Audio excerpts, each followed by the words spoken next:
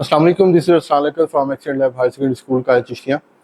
ECC के हवाले से जो मेरा आज का टॉपिक है वो स्ट्रेटजीज हैं जो बच्चों को काउंटिंग सिखाने के लिए हम यूज़ कर सकते हैं। इसमें मैंने बहुत सारी एक्टिविटीज़ डिज़ाइन की हैं। कोशिश करूँगा कि शॉर्ट टाइम के अंदर कुछ एक्टिविटीज़ परफॉर्म की जा सकें।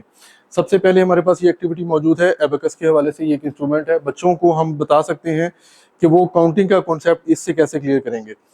आपने बच्चों को इसमें से डिफरेंट कलर की बीड्स को लेफ्ट से राइट, राइट से लेफ्ट या अप एंड डाउन मूव करवा के बच्चों से ये एक्टिविटी जब हम करवाएंगे तो उनसे जो काउंटिंग का कॉन्सेप्ट है मजीद क्लैरिफाई हो जाएगा। इसके अलावा हमारे पास ये कुछ बॉक्सेस हैं, इसको हम एक टावर की शक्ल में अरेंज करने की कोशिश करेंगे। जब बच्चों को बताएंगे कि आप इसको एक टावर की शक्ल में अरेंज करें तो वो 1 2 3 इस तरह से डिफरेंट बॉक्सेस को वो 1 बाय 1 करके अरेंज करते जाएंगे एक दूसरे के ऊपर।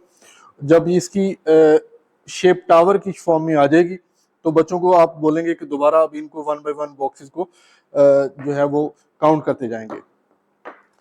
इसके अलावा ये हमारे पास कुछ क्यूब्स हैं, कुछ बॉक्सेस हैं, इनको भी आप बच्चों को बोल सकते हैं कि आप एक नंबर को दूसरे के ऊपर अरेंज करेंगे और दूसरे को तीसरे के ऊपर, ठीक है। इसी तरह 4 एंड 5।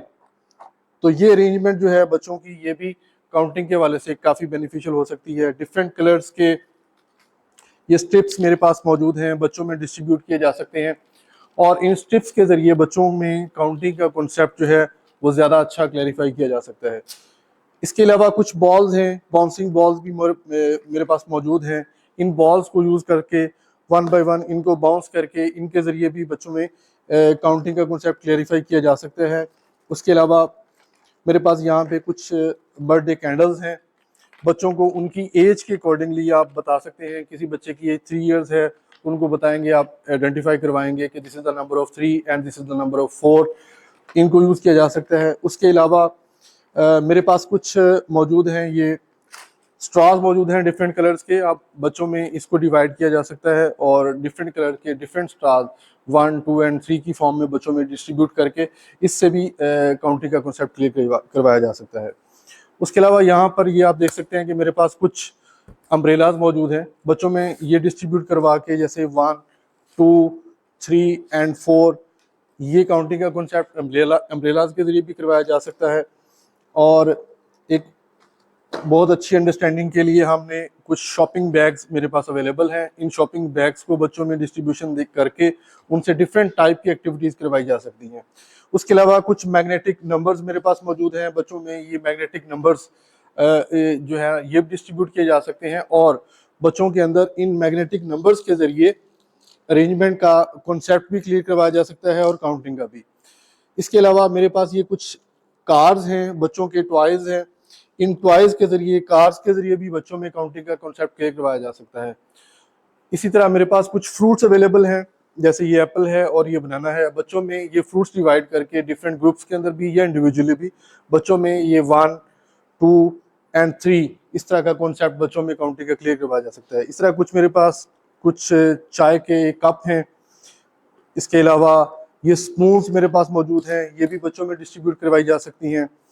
इनके ज़रिए भी काउंटिंग का कॉन्सेप्ट काफ़ी हद तक क्लियर हो जाएगा बच्चों को। डिफरेंट शेप्स मौजूद हैं मेरे पास, इन शेप्स को यूज़ करके बच्चों में काउंटिंग का कॉन्सेप्ट क्लियर करवाया जा सकता है। उसके अलावा ये मेरे पास डिफरेंट कलर्स की जो है ये स्ट्रिप्स हैं, इनको यूज़ करके भी हम काउंटिंग का कॉन्सेप्ट क्लियर करवा सकते हैं। एनिमल्स मौजूद हैं, एनिमल्स को यूज़ करके भी, डिफरेंट एनिमल्स को यूज़ करके हम इसमें काउंटिंग का कॉन्सेप्ट क्लियर करवा सकते हैं। इसके अलावा मेरे पास यहाँ पे पेपर क्लिप्स हैं, इन क्लिप्स को यूज़ करके बच्चों में काउंटिंग का कॉन्सेप्ट काफ़ी हद तक क्लियर करवाया जा सकता है। तो विद शॉर्ट टाइम के अंदर मैंने कुछ एक्टिविटीज़ यहाँ पे डिज़ाइन की थी। इसी तरह हम डेली लाइफ के अंदर बहुत सारी चीज़ें यूज़ कर सकते हैं जो बच्चों के घरों में भी अवेलेबल होती हैं और बच्चों के इधर क्लासरूम के अंदर भी अवेलेबल होती हैं। फैंस को काउंट करवाया जा सकता है, चेयर्स को काउंट करवाया जा सकता है, बच्चों के शूज़ को काउंट करवाया जा सकता है, तो बैग्स को काउंट करवाया जा सकता है।